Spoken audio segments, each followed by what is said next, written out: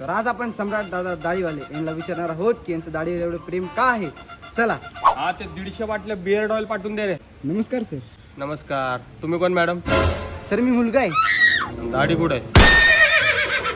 ते जाऊन द्या ना सर, तुम्ही 2 शब्द दाढीबद्दल सांगा ना. दाढी दाढी प्रत्येक पुरुषाने ठेवलीच पाहिजे, कारण की दाढी म्हणजे पुरुषांचा पोशाख आहे. पोशाख जर तोच नसेल तर पुरुष नागडा वाटतो. सर तुम्हाला दाढी कधीपासून येते? मला 5वी पासूनच येते. म्हणजे ना शाळेच्या पालक सभेला मीच बाप बनून जायचो.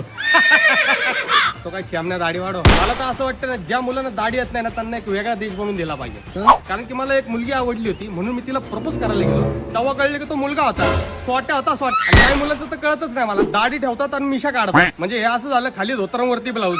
माझे घरचे आहे ना मला चहा न गाळता जातात, काय हो? कारण की सगळी चहापत्ती माझ्या मिशामध्ये अडकते ना.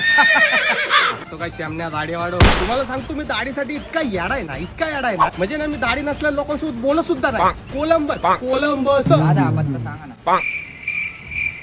काय झालं? दाढी कुठे?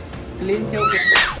आणि एवढंच नाही, माझ्या गर्लफ्रेंडला सुद्धा दाढी आवडते. अच्छा, ती तुमची दाढी बघून तुम्हाला हो बोलली का?